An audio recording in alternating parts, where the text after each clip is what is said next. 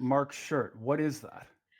Oh, I love this shirt. it's I get lots of Really? compliments on this it's shirt. Funky Shirt Day. Yeah. You get Yeah. compliments on that shirt.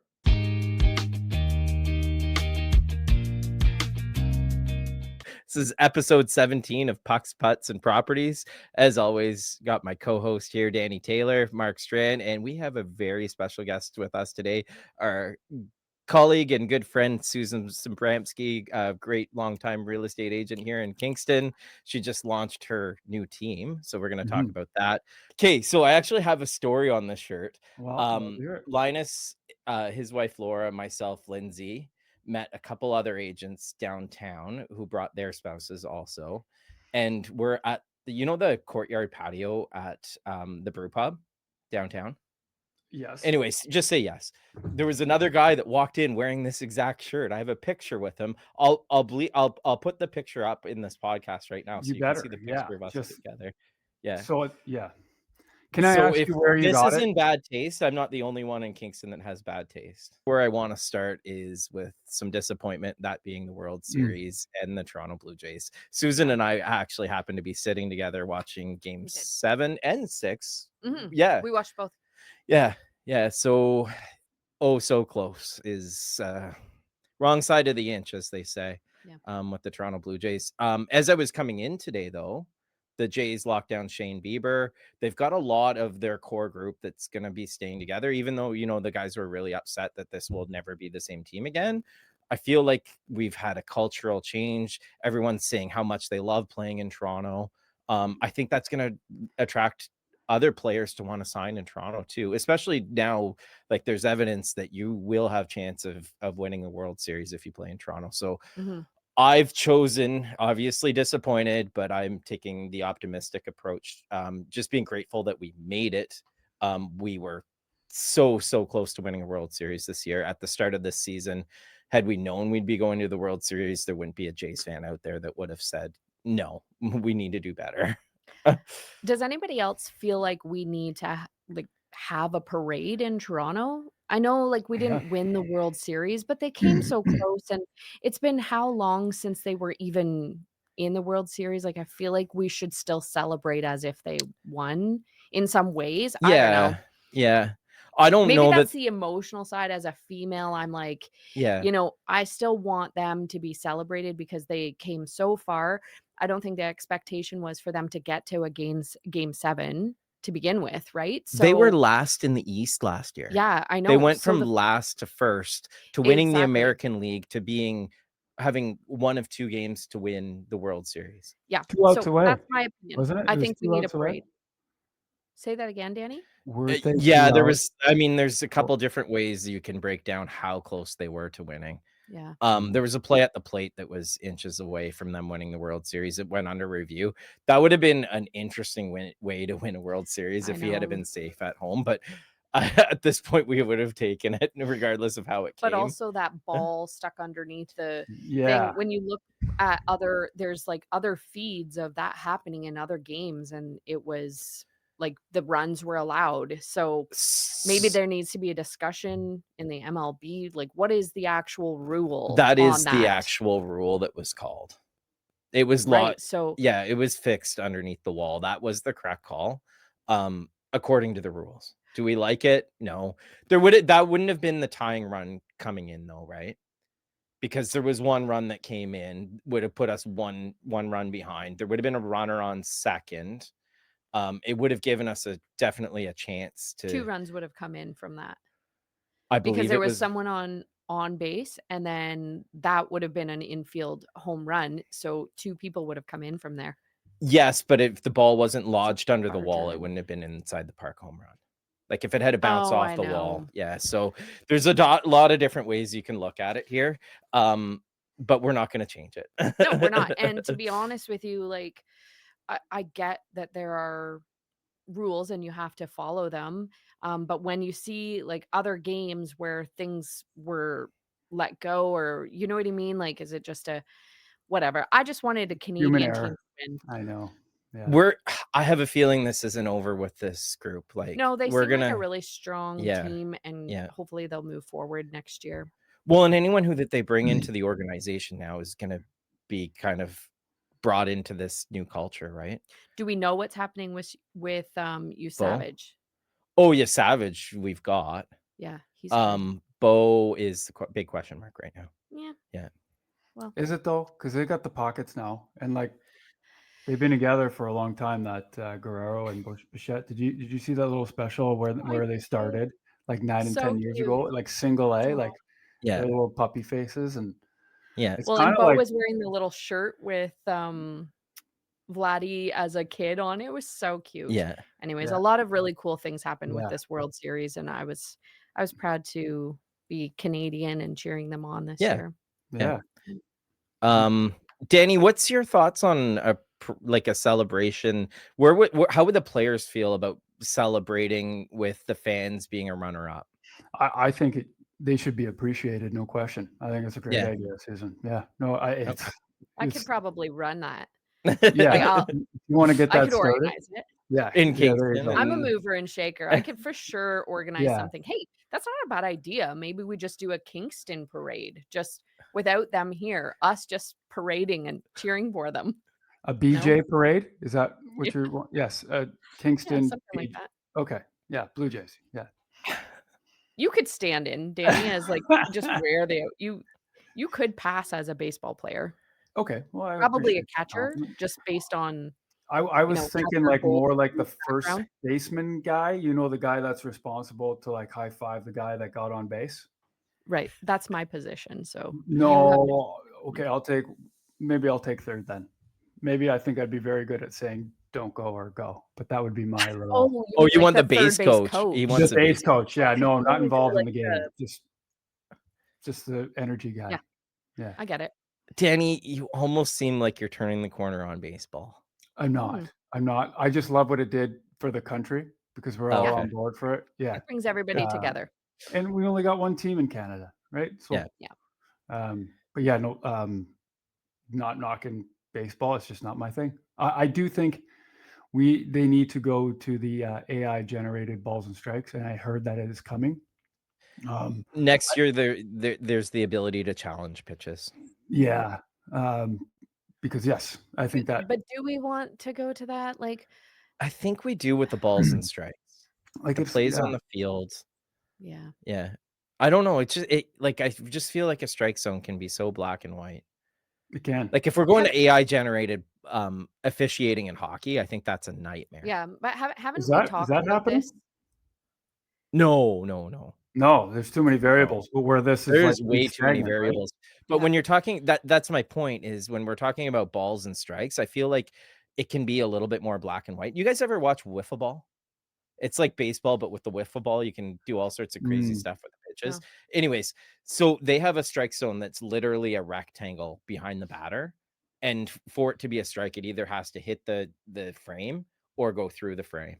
It's like um, very black and white, whether that was a ball or strike. and it's based on height, is it not? Like someone's strike zone that's Yeah, it 6'5". changes for every player based on Yeah. how tall they are. Their stance, And their their natural stance. strike It zone. actually can change However, in size completely, right? Like not just in height, but also like the size of it. Does it So not? if you get I somebody think like they're going to be. yeah, Go ahead, Danny. if you get someone like Kevin Hart up there that's 5'2", Mm-hmm. like isn't that a little more difficult as a pitcher because the strike But zone? isn't that Kirk? Like he's not Yeah. 5'2", but Yeah. I feel Not like he's not much quite a taller. bit smaller than everyone else, and his actual zone is smaller. I think what they're going to be doing for this automated balls and strikes, though, is going to be a standardized strike zone, which I don't disagree with. I don't agree with that. Okay. Because size matters, right, Susan? Absolutely. Size does Wait, matter. was that the moment I should have got closer to the mic? It's a read. You got to do you. Yeah, you got to do what you feel comfortable with. I get Yes. you. Yeah. Okay. Okay, I think we've probably exhausted our knowledge of baseball talk. We're gonna flip over to our guest here and talk a little bit about one of our favorite people in the world. Susan, tell us about your the road that led you to real estate. Oh, well, it was a long one to start with. I've dabbled in so many different areas, mostly sales related. So as I got a little bit older, working in the bank and doing a couple other things, I worked for my dad for a little while. What I realized about myself is I need to be my own boss. And I'm sure that comes as a shock to so many of you. But yeah, I need to be my own boss. And I loved the idea of this industry. I worked in banking for a while leading up to this and doing mortgages and that sort of thing. And I just knew that I wanted to work directly with people and helping people achieve goals of some sort. So this seemed like a no-brainer for me when I started talking about getting into real estate and being able to design my life around my kids. As most of you know, I've got 3 kids of my own, and I have 2 bonus kids who we have full time in our house, so 5 in total. And it's crazy, but I like to be able to make sure that I make every volleyball game and every you know well, just volleyball at this point. That's like our whole life is volleyball. But if the kids were to play other sports like football, like I want to be able to be there. And so when I chose real estate, I did it based on being able to design my life how I wanted to and my schedule, and also to help people achieve their goals. So that's sort of what I'm doing now, which makes me really happy. You can tell, and anybody that's ever met you knows that you got that nice bubbly personality. So, I think just going into real estate makes sense. So, can you tell, like, how long have you been in it? Crazy times, slow times, and everything in between. Yeah, what a wild ride this career is. I got my license 5 days before everything shut down for COVID. So in March of 2020, I got my license. And I was it was such a bummer because like I was so excited. I'd worked so hard. I was working like a couple of just, basic jobs that were definitely not where I would normally see myself working. I was a beer cart girl at Amherst View Golf Course, and I was so happy for that opportunity. I met so many great people there. Um, so when I got my license, and then 5 days later, everything got shut down for COVID, I was devastated. I'm at the point a single mom of 3 kids. Um, I knew that when I got licensed, I was gonna do the typical Susan thing, which was to eliminate all of any other jobs that I had and just go full bore at this job. But unfortunately, I had to sort of take a little bit of a step back because for about 3 to 4 months after getting my license, nobody was doing anything. You couldn't do open houses. A lot of people were really just completely shut down, like not listing, not buying.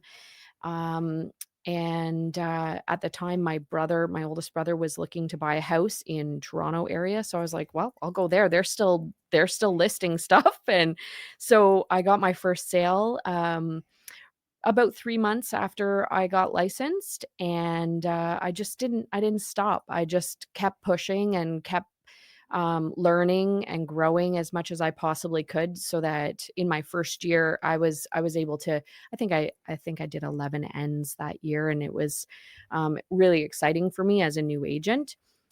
So looking back, I'm just about to complete my 6th year in the business. Good for To you. answer your question Yeah. of how long I've been in No, it's in, good. it'll be in March, it'll be 6 full years. Uh, Yeah. Glorious, but also lots of struggles, lots of ups, lots of downs.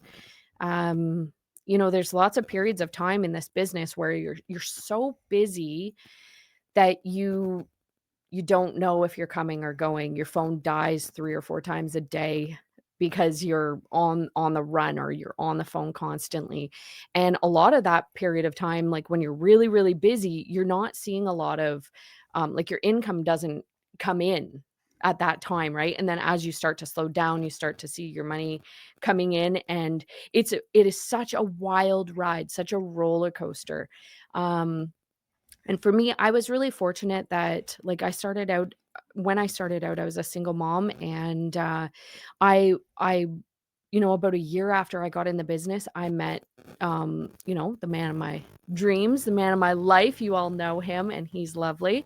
And so when we ended up amalgamating our lives together, it it was great for me because he's a teacher, and he has the steady teacher income. And so for me, it allowed me to really start like working a little harder. I didn't have as much responsibility at home, so I could really like go balls to the walls. Am I allowed to say that? You can say whatever you want. So I was really able to like push a little harder because I knew there was some stability. And so that's what this career is missing, is stability. I don't know if you guys probably would agree that not having like a stable income can be very complicated, and it can be very, very stressful. So, I'm just grateful that I have my other half, that I always know I can depend on him. And, it just allows me the opportunity to like work as hard as I possibly can during the busy times. And then when it's a little bit slower, I focus on a lot of other things, and sports being one of them. Mm-hmm. Well, I think that's a perfect segue, because a lot of things you just described there, a lot of the kids will see that in youth sports, right? The Yeah. going out there, the practicing, the struggling, the failures, the learning, going Yeah. back out there, succeeding, losing, failure, all those things. Yeah. You The get ups that and downs, just the ups ups and and downs of downs. life in general, Yeah, right? And seeing that through youth sports, which is something we're going to talk about a little bit today. mhm. Um, you know, I think the kids learning through watching their parents, it's just going to lead them down a successful path. And it's one thing I pride myself on, is making sure that I'm leading by example in my life in almost every way I possibly can for my kids. Um, Especially like seeing where our world has gone over the last few years. It's really important to me that my kids feel supported, but that they have to work hard for everything that they achieve as well. So that's something I'm trying to set up a precedent and standard in my house on how you achieve your goals, and how much work and effort it can possibly take to achieve it. Right. So not all of us are just born with all these skills that we just become the greatest baseball player or hockey player, or a lot of us really have to work to grow into that. So, and that's something I've realized about myself, like always been very successful in sales roles, but doing it this way, like where I'm only depending on myself, and I have the opportunity to make as much as I want if I want to work as much as I want. You know what I mean? So it's the same with the kids with sports. So my perspective in this conversation is a little bit different than the two of you, because I don't You have have children. kids. That's right. Correct. Yeah. But the two of you do have plenty of children, which is amazing. But Plenty.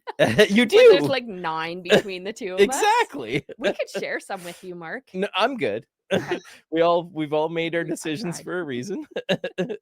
So, but my question to the two of you is, where do you see your children today, as far as sports and recreation goes, versus when we were kids? Mhm. Where do you guys see the differences?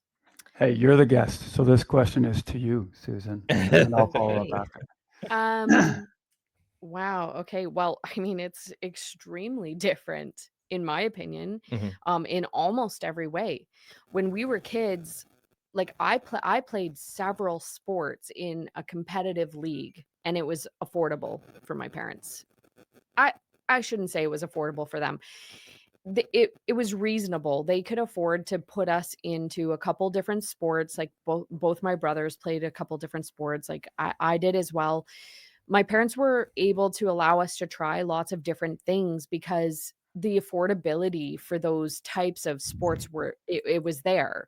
Um, when I'm looking at youth sports now, it in a lot of ways, it's extremely unaffordable for most families to put their kids in more than one sport. So that's why, like at the beginning of this segment, I talked about like, oh, okay, can my go watch my kids play? It's volleyball, because when you put them into youth sports now in a competitive manner, like if you're going into a competitive league, um, first of all, the expenses are astronomical, and the time expectation for youth now in sports is also astronomical. When I was a kid and I played, soccer or basketball or volleyball, whatever I played when I was younger, we'd have 1 or 2 practices a week, maybe a game a week. We didn't do we didn't have to go work out twice a week. That wasn't part of our mandatory time that was spent in our competitive sports, and maybe some people did, but that wasn't my experience. So there was no strength and conditioning training, and if there was, it was probably pretty limited. Um, the practices weren't, 4 days a week plus, a day of game time or a full weekend of game time. In volleyball, it's a little different. We don't do a lot of like Thursday night games. That doesn't happen in volleyball. The way Ontario Volleyball Association runs, you have weekends of volleyball, so you actually have like a full day of competition that you break down right to the very end, and someone gets a gold medal at the very end, and that's how you're ranked. And so we have 4 standard tournaments a year that we then play any team that's within our competitive caliber, let's say. So it's quite a lot different than hockey, where you practice maybe 2-3 nights a week, and you have an away game and you have a home game. We don't do that in volleyball, so it's quite a lot different. But we have to travel quite far for a lot of our tournaments. Last year alone, we did Chicago, Florida, I think Detroit. I was in Edmonton twice for 2 different tournaments for my kids. We travel quite a lot with it, so, it's a little bit different, I think, than what some of the other sports are. But yeah, it's just a complete like, when I was a kid, we didn't do that stuff. I didn't go anywhere. Like, I think the furthest we'd go is, like, Frankfurt, you know? Mhm. It Yeah, wasn't and it wasn't the same. something that I remember most of my time with recreation and sports was with unstructured play. Like I'd go out on the road and there'd be a street hockey game. Exactly. Go across to the park, we're playing baseball, right? Mhm. Like I don't believe I'm seeing that as much today as I'm gonna get there. Don't worry. It's As so much true. today as when we were kids. However, However. I'm driving not too far from my house, probably a little over a year ago, Mhm. and I looked down a cul-de-sac, and there's all sorts of kids out on the road. I don't know what they were playing, but Probably I come volleyball. back to Susan the next day at the office. I'm like, your kids out in the road there yesterday playing. So kudos to you. And Danny, I know you've got a rink that you set up at home, and I think your kids are on there more than they're inside the house, right? Yeah, when the weather's good. But I think there was some Yeah. kind of segue there. What kind of sports were your kids playing out on that cul-de-sac? My guess is volleyball. Uh, but we do have a basketball net out there, and our cul-de-sac go-to sports are obviously either basketball. We like to we haven't done it as much lately because the kids are getting a little bit older, but we like to play bump. I don't know Mm, if Oh anybody's ever yeah. played, good Yeah. old-fashioned street bump. It's Yeah. so fun. Yeah. mm. We like to play frisbee, and we'd like to toss the football. And then we'll pull the volleyball out on occasion. We have actually, in fact, set up our badminton net out there and played badminton, pickleball, tennis in the cul-de-sac. And initially, when we moved there, so many people would come out. They're like, "We love having you guys here. Like, it's so nice to see kids playing and being outside and not on their cell phones." That was a standard comment that I got from most of the neighbors. And it's interesting because I find that so many people, when they're purchasing a home, often, they look for a neighborhood where they feel like it would be okay for their kids to be outside, and playing. And you also hear like people talking about like, oh, I hope the person that moves in next door doesn't have young kids that are going to be loud and outside and playing. And you're like, that's what we want our kids to be doing. Yeah. Everyone at this stage should want to see children playing outside, everyone, because it's just so healthy for them to learn, not just to learn, that you go outside and you do active things, but also keep them off their cell phones, but also to learn how to occupy yourself in downtime. It doesn't have to be in front of a screen. It can be outside throwing a frisbee or going for a bike ride. And I think that's almost a lost, dare I say, lost art for our children now, right? And especially with these competitive sports that they're playing, because they're tied up so much with practices and what they need to do for their competitive sports. I don't think they spend as much time just being kids outside, having fun, Mhm. throwing a frisbee, going for a bike ride with their neighborhood friends. You know, it's so different now. Yeah. Can you talk about even just the cost there? Like if a badminton, like if you're playing volleyball outside on your cul-de-sac, like the badminton, I guess, is a universal net. Like, is there some kind of netting here that I'm missing out on here for pickleball, badminton, and volleyball? Yeah. Yeah, definitely. Yeah. So we actually, the net that we have, it will go like regulation badminton height. I don't know. But Which is it also can be lowered to play pickleball. Um and obviously a badminton net is not regulation for volleyball, and especially not my kids' ages. mhm. But, we still use it as a volleyball net, and, the kids love it because they can, you know, really smash the ball down on their siblings, Yeah. or block them, and they're just, like, so excited. And that's So yeah. 2v2, wouldn't it?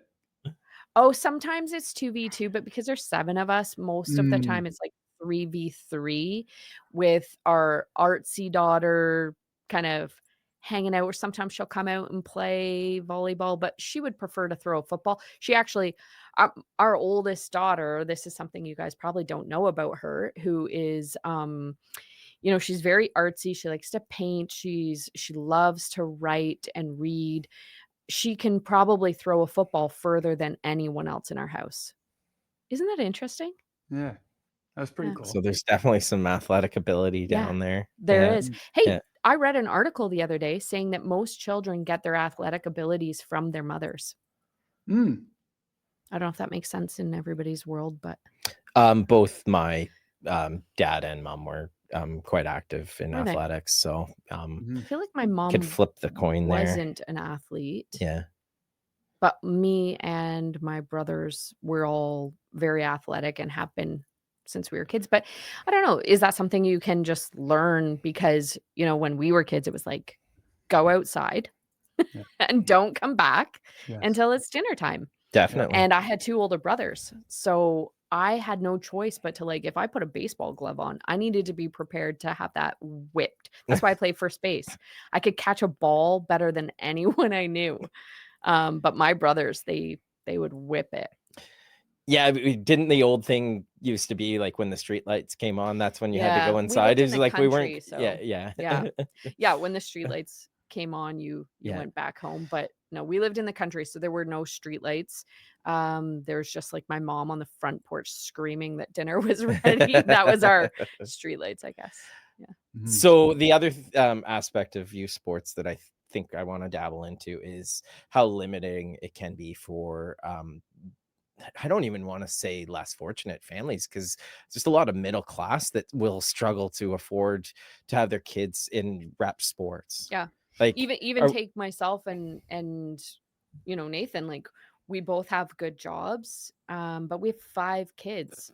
So, let's say on average, each kid's, and we're just gonna use an on average number. This isn't actually legitimate numbers, but let's say it costs about $10,000 for the year for each kid to play volleyball. So you're telling me that an average family is able to support a $50,000 bill to allow their children to play in a sport? And It's that's just after not. tax dollars, right? What's that? After tax dollars. That's after yeah. Like, that's not feasible. I'm sorry, Mm. it's just not, and I'm not saying that that's how much it costs, I have a feeling that but number is low. I think it is. I know it is low for, like if I look at a breakdown of what it costs for my kids to just register for volleyball every year. I don't know what hockey's like nowadays, but I do know that it's quite expensive for volleyball. Um, so if I look at just like the registration fee and take out all the travel and everything else, we're still looking at, you know, a minimum of like $4,000 to $5,000, right? Per per kid. kid. Yeah. Well, Danny, this one might be a little bit more related to you. How do you think parents can balance between supporting their kids' athletic goals and not turning it into a full-time job? Mm. I think if you talk to any parent right now at the rink, it is a full-time job. Yeah. Yeah, it's not in a good place as far as like, yeah, as you said, affordability, time constraints, and how competitive it is. But there's you gotta shed light on the good too. Mhm. Like I probably dread the day that I don't have to drive my kids to the hockey rink to play minor hockey, right? Yeah. So as much as it is expensive and it is time consuming, I really don't wish this time away. So I'll be um, honest with you. I have my oldest or the oldest one that's still playing competitive sports. She got her license this year, her full license, and I just for years I've been like, I can't wait for her to get her license. I can't wait. But now it's sort of like it's like you're saying, there's like this um positive side to not having your time restricted because you have to drive people to practice and whatnot, but there's also this like side of me that's like this is her last year of volleyball and I'm not participating in pretty much anything except for showing up to watch her play. And it there is a really weird feeling inside me that just I don't know how to explain it. If she were here, she would tell you, like, my mom sends me a meme every day about how much she's gonna miss me when I you leave would her. be a meme person, wouldn't you? You seem like you'd be the late night person that stays up late for a good meme. I'm typically not a meme person. I have to admit, I don't watch a lot of the memes that people send me, but sometimes when I see something specific and it's for some reason right now very specific to her because she's been playing volleyball now for 7 years competitively, and it has become a part of my life. It's not just the sport. It's not just her and me showing support to her, but it's the family that I've developed within that group of girls that have been playing together for the last 7 years. And a couple families have come and gone, and we miss them or we're happy to have them. But ultimately, like, as a parent, I'm not just going to be no longer watching her play volleyball. I'm gonna be missing part of my family. I'm not going to see them all the time. As moms, like we used to park in the parking lot at practice time, and sometimes we'd go for walks or we'd just visit. You really lose a lot of that when they start going on their own, and Is going for walks, aka like crushing beers in the parking lot? Is that that what, sounds like maybe a dad like thing. come like I don't come on? know. No, no, You we're can say that literally on here. like There's nothing wrong with that. no, just a bunch of, like, menopausal women that Oh, need to go for a walk, you know? They need to, like, yeah, blow off some steam, and that's how we do it. No, it's just, yeah, you become pretty like you said, close, there's so right? many good things There's about so organized many good sports. things, and I know it's Yeah, time and it's the money, sh but yeah, it it is, is but then there's so short. structure and Yeah, skills they're learning. They're learning to play on a team with people who they wouldn't normally get along with I'm gonna say off the court because that's our lingo in our house. But, like, learning how to structurally play on the ice, on a court, on a field with other people who off of those courts and fields and the ice, you wouldn't normally spend time with. That is a skill that is going to take you through life, like any job you get, you're likely to work with someone who isn't your type of person or who's someone you wouldn't normally get along, like me and Danny. You know, I don't, we wouldn't on a normal circumstance want to talk to each other. But because we've learned the skills of, sports and learning how to uh, tolerate certain people, here we are on a podcast together. Yeah. right? We just make a good thing out of bad. Yeah. No, but you are right though. And I think like even right now coaching my own kids, like the kids have to learn not only what's acceptable, but also what is not acceptable. Right. Exactly. And I find a lot of it is more away from the rink, off the ice than it is on the Mhm. ice. And it is better for them to make those mistakes in a sports when they're young to know like wrong and right than it is for them to go out in the real world, never experience that, and then make those mistakes in the real world because that Mhm. would be yeah, very costly both socially and financially for those kids. Yeah. Yeah. So great segue regarding teams here to talk about a shift that Susan recently made, and that is to create your own team. Danny and I work as individuals, but we work as teams, like within other agents in our brokerage, also all the time. But what do you view the pros and cons are of working as a team versus an individual agent? Yeah, so I always kind of just envisioned that I would be just an independent agent for life because, first of all, I am a lot. So anyone who knows me knows that it could be difficult to tolerate working that closely with me. Um, as much like love and compassion and care that I can give to a person, I also have a different side that is like, very boss lady. And I don't know that everyone would appreciate that side of me. So I personally thought like I'll just be an independent agent for life. But over the past few months, I've grown in ways that I didn't know that were possible, to be honest with you. I didn't realize that my career was going to go in the direction that it's going, and I got to a point where I realized like I need someone. I need some people that I know I can trust and that will work similar to how I work, to help on days that I need help, but also to hold me accountable at work. I have a lot of accountability at home with having 5 kids and a partner who needs me, and now a dog that I just, love, who needs me. And, I didn't realize that from a work standpoint, I actually need someone to need me, if that makes any sense at all. To push, to grow, right? Yeah, I need the accountability of having 100%. someone there that's like, "I'm at the office, like, are you coming in?"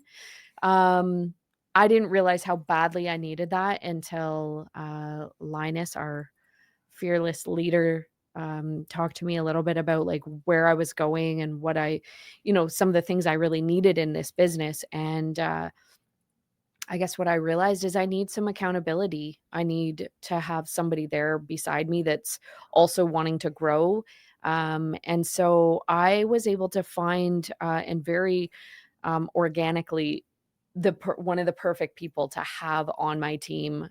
He just happened to call me out of the blue, someone I've known for a long time, and that we've talked about working together for years, like through a couple different brokerages that I was at. When I started at Remax, he was there and wanted to work with me then, and I was too like bullheaded, I guess. I'm like, "No, I'm gonna do this on my own. I don't need a team." And then, when I moved to EXP, I tried to get him to come and work with me there, and it just wasn't the right timing for him. And so when he called, I was like, "Oh, this is so weird. I just decided I was gonna start a team." And, so it just worked out really well, and I'm just so happy to have him.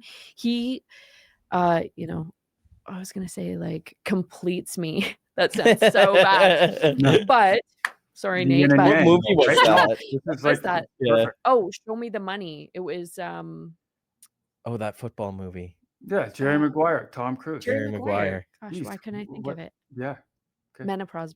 Menopause. Keep going. Um, Keep going. so yeah, so he's very Jerry Maguire to me. He's like, help me help you. I'm like, help me help you. We're right there. He has taken my standard even higher than where I thought it needed to be, in a lot of ways. Mhm. He's just more organized than I am, and he brings so many qualities to the team that I just didn't expect and that are just so welcome. So I'm ever so grateful that he joined the team. And at some point, like I've had, yeah, snaps for Chris Chris Jackson. Jackson. Yeah. I've had a couple other people approach me that just I just wasn't sure if it was the right timing or the right fit for what I'm doing right now, but I know at some point I'm going to obviously want to grow the team a little more.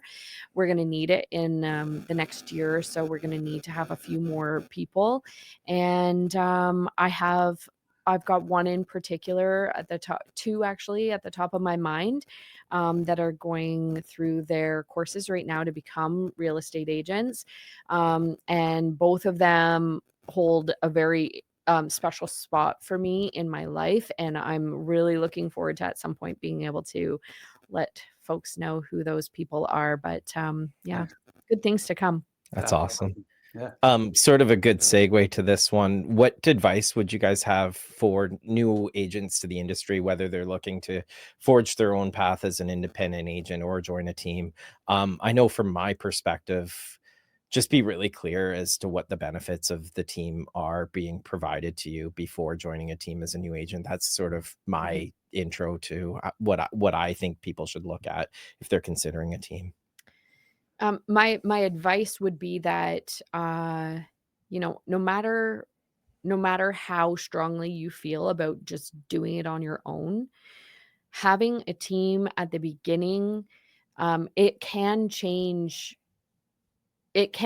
your path in so many ways. Having Mhm. someone that you know is there to support you, watch you grow, help you grow, show you things that you didn't know you need to be shown. Those are the important parts of being on a team, I think, in the beginning. And that's a boat that I missed. I think that my career would have taken a completely different um, path had I started on a team in the beginning. And that was, that's a fault of mine, which was just that I have that whole attitude of like I can do it myself and I don't need anyone to help me. Um, but now going through the phases and having been on a team myself, um, I grew being on a team. And when I decided to come off of that team, it was because I felt like at that point I was capable of performing all of the tasks I needed to be successful on my own. And it was still hard. It was still hard at that point. And so I think as a new agent, knowing that you actually do need to, in this business, in my opinion, you do need to have a wing to be under at some point in the start of your career. And it's very valuable. And although, there's like the whole talk of like commission splits and how much money you might have to give to someone else, there's value in it. And knowing the person that you're aligning with in a team, I think is the most important part. It needs to be somebody that you trust, that you feel comfortable with, and that at the end of your journey with that team, they're going to give you a big hug and, you know, tell you that they see you're going to be successful. They don't, you don't want to align yourself with someone who may question whether or not you're going to be able to do it on your own. You want to be with someone who believes in you and who can see your successes and who encourages you to do it on your own. That's who you want to align yourself with as a new team member. That's, I think, my biggest advice. Yeah, so if not a team, it's my opinion that you be very careful as to which brokerage you're choosing and where I would agree. the support is. Yeah. Like, make sure that you have that dedicated support Mhm. for you, no matter what environment you end up in. Yeah. I think it's, your brokerage where you're at is really valuable. And it's something that I thought when I started out, I took really good care on where I was going and who I was aligning myself with. And sometimes you have to dip your toe in water to see how it feels. And so if that means that you get somewhere and then you're not feeling supported or you're not feeling comfortable, it's okay to make a move. I actually had an old friend of mine I ran into yesterday, and he he said something to me like, which brokerage are you with? Something along those lines. And I told him I was with Century 21. He said, yeah, actually, I think I knew that. And he said, to be totally honest with you, it doesn't really matter. When I see your face on the billboard, I just want to use Susan Sabramsky. I don't care what brokerage you're with, and that made me feel really, really confident in where I'm at right now, because I think that that's the goal. You don't you don't really need to worry about what the logo is on the corner of your advertising and your marketing. What you really need is to make sure that whatever that logo is represents what you need in this business or how you need to be supported. And finding the right brokerage is really, in my opinion, is just like it's a game changer. My Since moving to Century 21 Heritage Group, my whole career has shifted. My whole like everything I thought that I wanted in this business has changed, and I've had support and direction that I never in a million years thought was going to come my way, and it has literally changed everything I've decided to do in this business. And so yeah, it's important Yeah, when you choose. I'll double down on that. I've been looking for growth, and it's been kind of clipping along at the same speed for the last 2 years, and then this year I finally saw some good Mhm. growth, and I credit that to the environment that I'm Yeah. in and the support that we get here for sure. So yeah, I'll double down on that one Well, there. when you're surrounded by people who believe in you, Yeah, it's a lot easier to believe in yourself. yeah.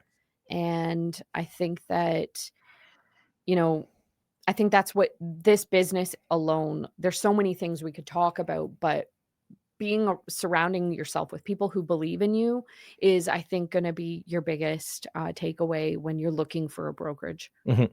Mhm. Yeah. Well said.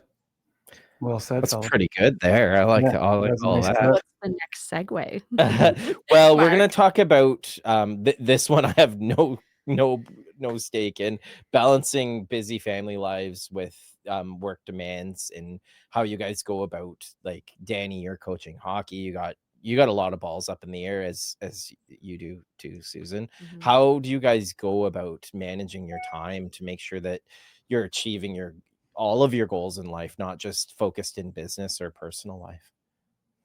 Is this me answering again, Danny? You're the guest. Go Yes, ahead, Susan. Susan. Um, yeah, that's an incredible question. And Because and I'm guessing it's partly why you now are not an independent agent. yeah, partly. Um, when we, a- anytime you do anything, like people are like, "What's your why? Why do you do what you do?" And a lot of my why comes from my kids. Um, you know, I've actually a lot of my growth has come from them as well. Because of what I say to them, they say back to me in moments of like me being fearful for moving forward, or accepting like a major opportunity and being afraid of taking it. My kids are the ones that are there. They're like, "Do it, mom. Like you would tell us to not close the door, don't close the door." I'm So, smiling because I know the specific thing you're yeah. talking about, Yeah, which you we told me had about a that month ago. conversation. Yeah. Yeah, and it's in my opinion, it's easy to juggle the things I need to do with the kids because I see so much value in them and what they bring to my life that I don't I don't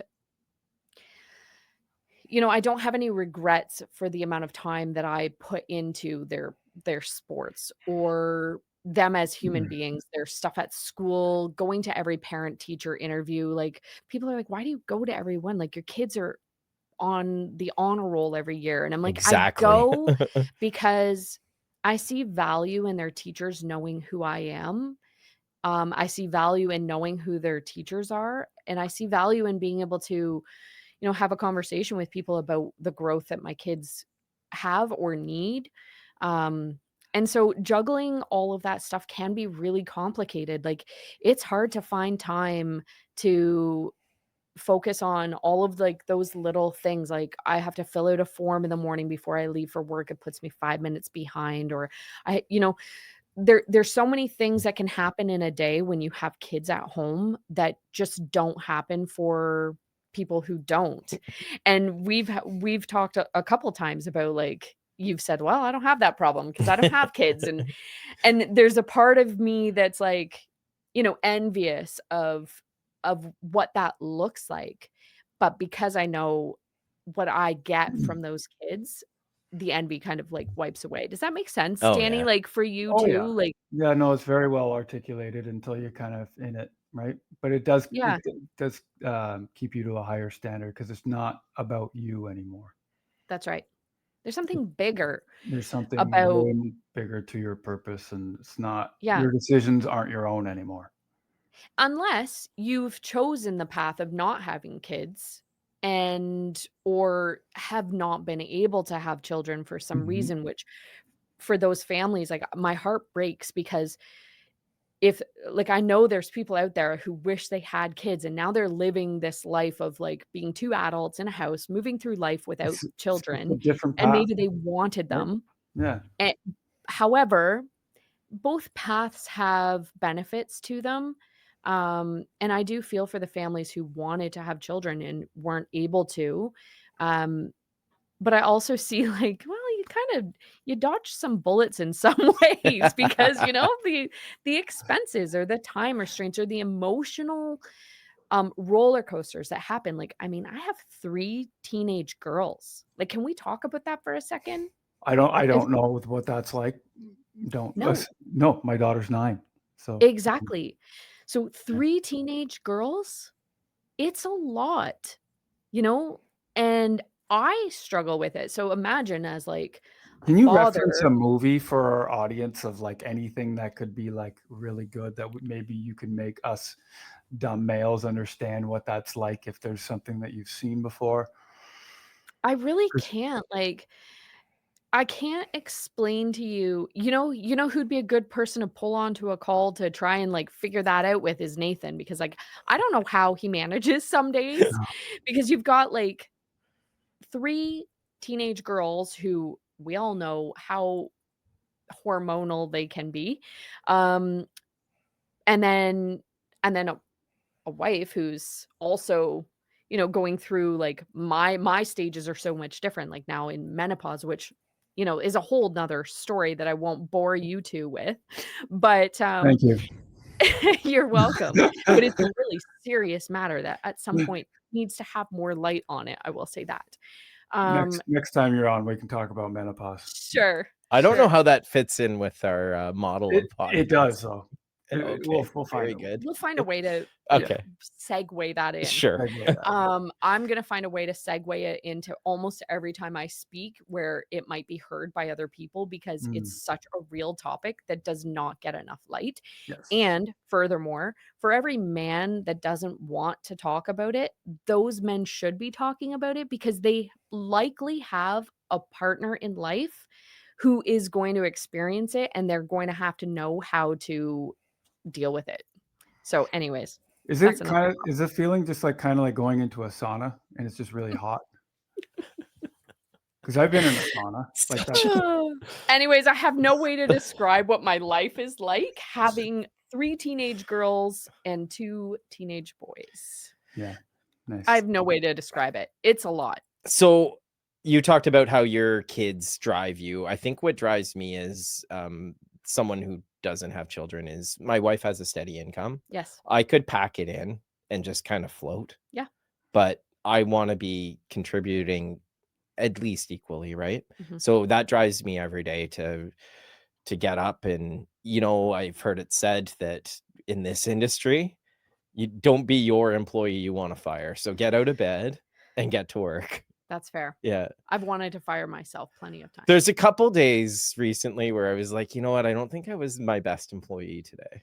You have to understand too, like from speaking to other people who are in the business, when we talk about this business being a roller coaster, it's not just that it's a roller coaster, like sometimes you're busy and sometimes you're not. It's actually mentally, when you're busy, you're so busy that your brain just like you're like a robot. You just keep on going. Yeah. And then when that slows down or comes to a halt, you almost, for lack of better ways of saying it, but you almost become a little depressed 100%. because it's like, now what? what do I do? What am I supposed to do in those? Yeah. And so those are actually the most important stages of this business, because when you have downtime, that's your time to clean out your emails. Look back at who you spoke with like months ago, and maybe you didn't follow up enough with them, or maybe you didn't take the time to call your mother. Maybe you didn't take the time to, reach out to that friend who you haven't talked to in a long time. Mhm. Those are those are really, really important times. What Those are about your like shirt shopping? Like if you haven't bought like nice shirts in a while and you want to up your wardrobe, like that's I probably feel like pretty maybe, important. Not on your side, but we have, yeah, yeah, sorry. yeah, my shirt's fine. No, No. but It was a shot at you, maybe Mark. I'm just kidding. I have a suggestion for you I though, felt Danny. seen enough there when Susan was talking, and then you had Yeah, to double down on the shirt thing. But you're I've right, got a Susan, there's suggestion for always Danny. something to do, right? And there's What did he there's buy? Is a flowery shirt. No, I think Danny should just buy you a new shirt. If he wants you to wear a specific shirt on this podcast, I then do. maybe he should I've just got a get great you a new shirt. shirt for him. So we we wore the same shirt on the podcast once. Yes, I Maybe we heard. just need That's right. I uniforms. saw Like, that. what are you wearing today, Danny? And then we'll Oh, that's match so cute. our shirts. I Just think Would you guys that should do that. would that be better for you? well, I just have my standard one Black piece shirt zip up with the gray suit Mhm. that we're all gonna get in like 100 years. Mm. Um, You know, it'd be back to your really what's that? why don't you guys actually, like, on Amazon, you could get those, like, 90s style fluorescent jackets. Oh, that's not 90s. I That's was even 80s. thinking like those ones that like make you look topless with the Oh, shirt, I don't know if that's appropriate for this. like male Maybe the top. next golf tournament? Anyway, I don't know. to your point though about transactions and physically, mentally, a lot of people don't realize the emotional toll that it takes. Mhm. So When true. you're going to bat for your clients, you're in it just as much as they are, and Mhm. sometimes negotiations can get real heated, and you got to wear it on both sides. So when after there's something that's just been completed, uh, people don't really realize how much it takes on us on the back end. Of course, like monetary aside, it's that little piece of you that kind of goes into those battles all the time, and we come out with emotional scars just like anybody else. If It's anyone's true. ever bought a house that the deal didn't go very well, you will always remember those times because moving is stressful. So I don't think Especially if there's your enough. agent isn't the type of agent that, like, takes on a lot of your stuff. Mhm. Like, for me, I take on a lot of my clients' emotional baggage, so to speak. Like, I take it on so that they don't have as much, because it is such a stressful time. Like, just even getting ready to list your house, or packing to move, or unpacking, they can all be very overwhelming. And so I tend to take a lot of that on. But also, as agents, we're this business is designed in a way where we have to be competitive against one another, but also be friends with one another. Compassionate, Because we have to work together. We have to right? work together. We have to Compassionate. be compassionate to one another. We have to then negotiate with one another. Even if that means that negotiation ends in a yelling match, then the next time we see them at our agent mixers, we have to still behave But in that's a what the way that job shows that we called support for, them. right? Like, is to get emotionally in that Yeah, game. Like, that's what we do, right? Like, exactly. we fight for our people. And that whole term of, like, it not being personal, it's business. This isn't Mhm. personal. This is business. This is a transaction that, like, let's say Mark's on one end and I'm on the other. I may say something to him that he's like, "I can't believe you just said that to me, Susan."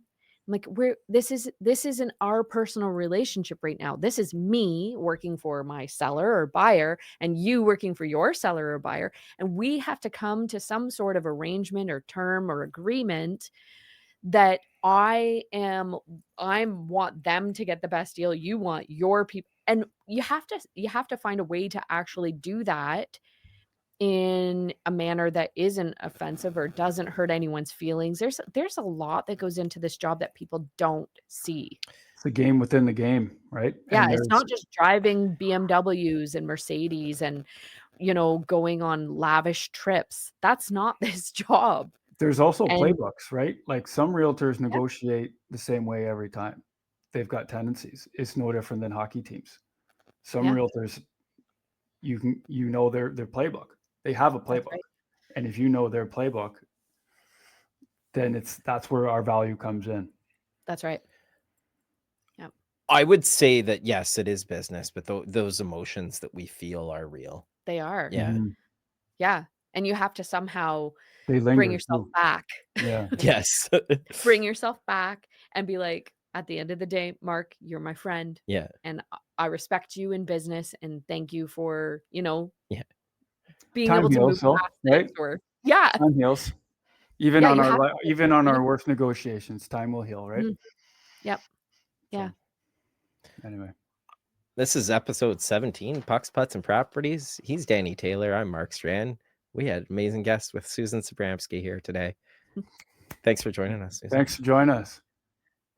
Have a great day and week guys. and month, everyone. We'll talk to you soon.